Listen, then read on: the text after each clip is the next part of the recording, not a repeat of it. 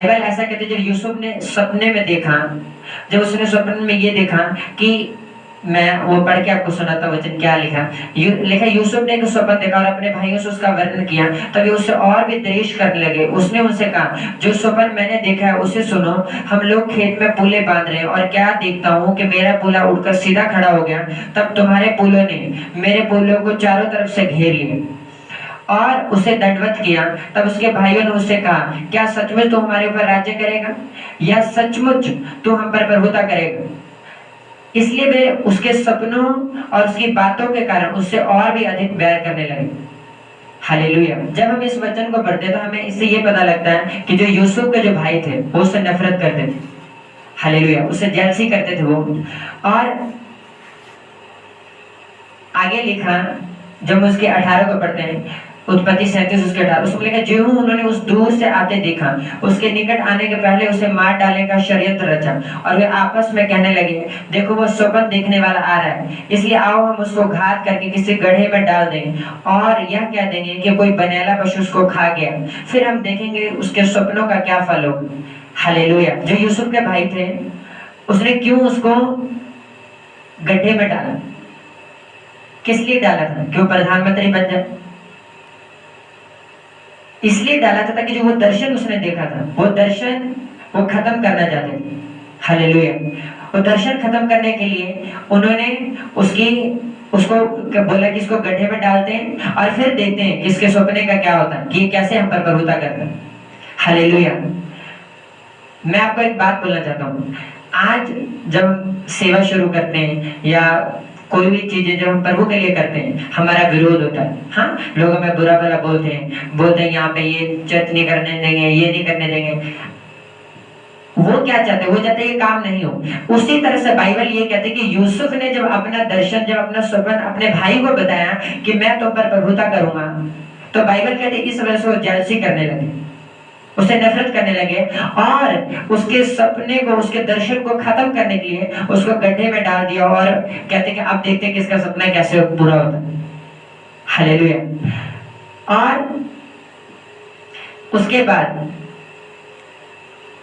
आगे हमें पता है, जो वो जाता है पोतीफर के घर, वहां पे सेवा करता है। जैसे जैसे बढ़ता जाता है, उसकी वाइफ फिर वो उसको झूठ बोल के उसको जेल में डलवाती है। हालेलुया। और फिर वो जेल से प्रधानमंत्री बनता है। अब मैं पढ़ूंगा उत्पत्ति 50। उसके पता लगे जब यूसुफ के भाइयों ने देखा कि हमारा पिता मर गया, तब कहने लगे, कदाचित यूसुफ अब हमारे पीछे पड़े और जितनी बुराई हमने उससे की थी सबका पूरा पलटा हमसे ले। इसलिए उन्होंने यूसुफ के पास यह कहला भेजा, तेरे पिता ने मरने से पहले हमें यह आज्ञा दी थी, तुम लोग यूसुफ से इस प्रकार कहना कि हम विनती करते कि तू अपने भाइयों के अपराध और पाप को क्षमा कर। हमने तुझसे बुराई की थी, पर अब अपने पिता के परमेश्वर के दासों का अपराध क्षमा कर। उनकी ये बातें सुनकर यूसुफ रो पड़ा और उसके भाई आप भी जाकर उसके सामने गिर पड़े और कहा, देख हम तेरे दास हैं। यूसुफ ने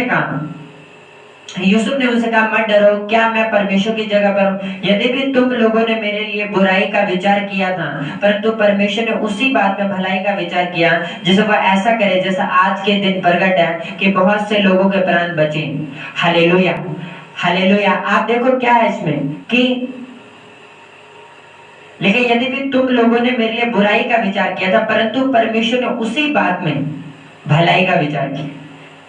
अगर इस बात को मैं एग्जांपल के तौर पर अगर मैं आपको बताऊं तो ऐसा कह सकते हैं, मान लो आप कोई मेडिसिन लाने गए, हाँ, आपने लेके आना था सिरदर्द की गोली, आप ले आए बुखार की।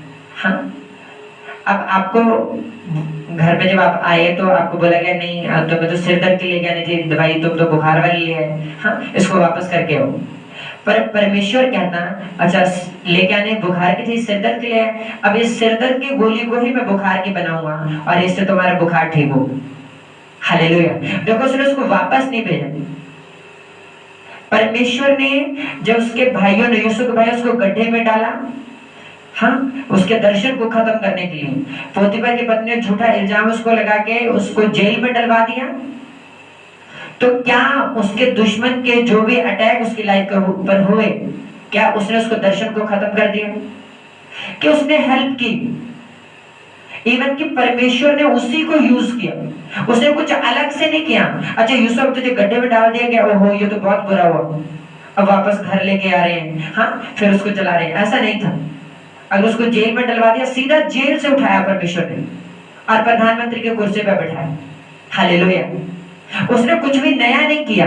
देखो वचन क्या कहता है, कहता यदि तुम लोगों ने मेरे लिए बुराई का विचार किया था, यदि भी तुम लोगों ने मेरे लिए बुराई का विचार किया था, परंतु परमेश्वर ने उसी बात में भलाई का विचार किया, उसी बात में, अलग नहीं किया कुछ, उसने कुछ नया नहीं किया, उसी बात में उसने कहा आपके विरोधी आपको खत्म करने के लिए जो भी करते हैं, डोंट वरी, उनको करने दो। परमेश्वर उन्हीं चीजों को यूज करेगा आपको ब्लेस करने के लिए और वहां लेके जाने के लिए जहां वो असल में आपको लेके जाना चाहता है।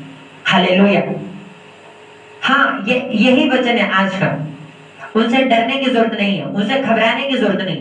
वो आपके हेल्पर है, वो आपके नौकर है, ऐसे नौकर जिनको आपको कोई पे नहीं करना पड़ता, कोई आप उनको पैसा नहीं देते, पर आप वो पूरा अपना टाइम, बुद्धि, सब चीजें यूज करेंगे आपको ब्लेस करने, आपको बढ़ाने के लिए। उनका पर्पस तो आपका नुकसान करना होगा, आपके दर्शन को खत्म करने का होगा, पर परमेश्वर उनकी उन्हीं चीजों को यूज करेगा आपको वहां लेके जाने के लिए जहां वो लेके जाना चाहते हैं।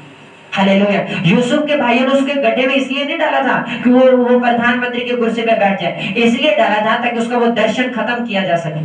हालेलुया।